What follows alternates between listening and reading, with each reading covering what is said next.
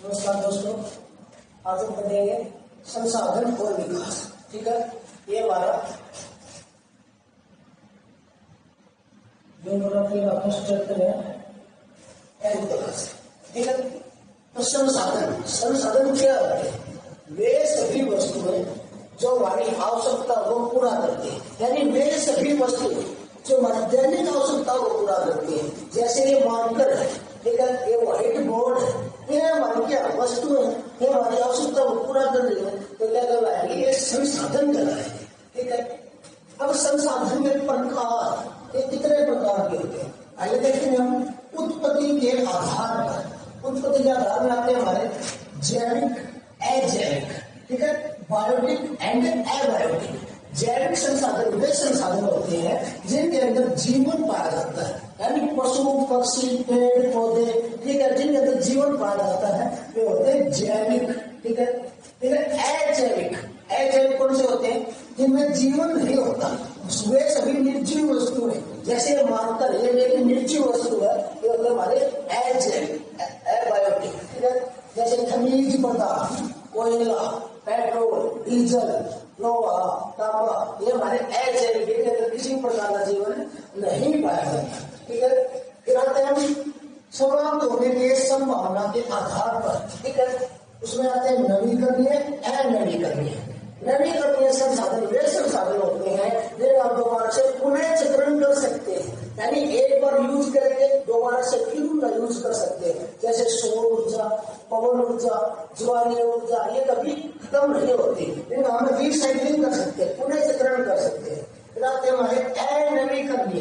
ठीक है, इनको हम परंपरागत स्रोत भी बोलते हैं, अनवीकरणीय को, और नवीकरणीय को बोलते हैं गैर परंपरागत स्रोत।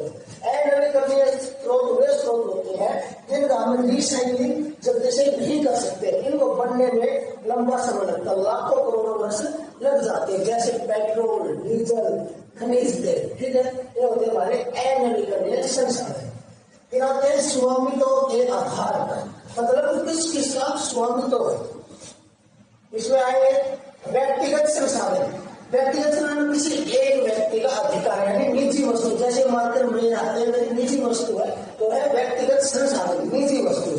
समुदाय या स्वामित्व के आधार पर, जैसे सार्वजनिक पार्क, एक सार्वजनिक पार्क होता है जहाँ पर सभी व्यक्ति जाकर आराम से बैठ जाते हैं। ठीक है, वे होते हैं समुदाय या स्वामित्व के आधार पर, यानी सार्वजनिक पार्क मतलब उसके ऊपर सभी का अधिकार होता है। ठीक है, फिर आते हैं राज्य या देश, या तो उस पर किसी देश का अधिकार होता है या फिर किसी राज्य का। जैसे राष्ट्रीय उद्यान यानी नेशनल पार्क, ये संरक्षित क्षेत्र होते हैं नेशनल पार्क, जहाँ पर पशु पक्षी पेड़ पौधे जो जिनकी प्रजातियां नष्ट हो रही है उनको संरक्षित किया जाता है, हमारे राष्ट्रीय उद्यान। जैसे असम के अंदर है कांचीरंगा राष्ट्रीय उद्यान, वहां पर एक सिंह वाला गैंडा पाया जाता है।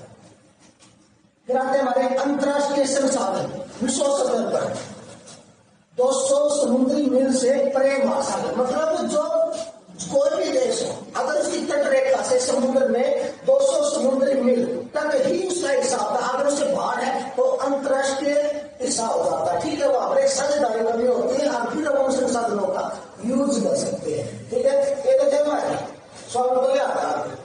विकास की स्थिति के आधार पर, ठीक है, विकास कर सकते हैं। संभावित संसाधन एक संभावना लगाए, जैसे सौर ऊर्जा, जगह जगह पर हम सौर ऊर्जा का यूज कर रहे हैं, इसके काफी समय तक हम उसका यूज कर सके।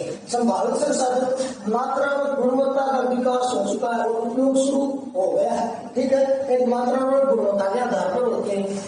हम सतत विकास, ऐसा विकास कार्य तो पर्यावरण को नुकसान न पहुंचाए, मतलब सतत पोषणीय विकास या धारणीयता का विकास होता है जिसके अंदर पर्यावरण को हानि पहुंचाए बगैर और आने वाली पीढ़ियों को भी वो संसाधन मिल सके और वो अपना विकास कर सके।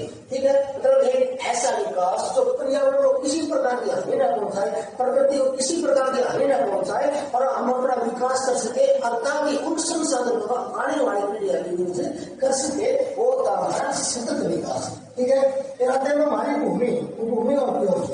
शुद्ध जल पर मतलब 46.2% क्षेत्र पर हम फसल उगाते हैं। ठीक है, वनों का चित्र 22 60%। हमारी बंजर भूमि जहाँ पर कुछ भी पता नहीं होता 5.5% है। गैर कृषि कार्य क्या होते हैं? गैर कृषि कार्य वो कार्य होते हैं जहाँ पर कृषि नहीं होती, जैसे पशुपालन है, बच्चों की दुकान है, वो है गैर कृषि कार्य। चराई के लिए भूमि मतलब जहाँ पर चारा होता है, पशुओं को चलाया जाता है, वो है 3.37% क्षेत्र।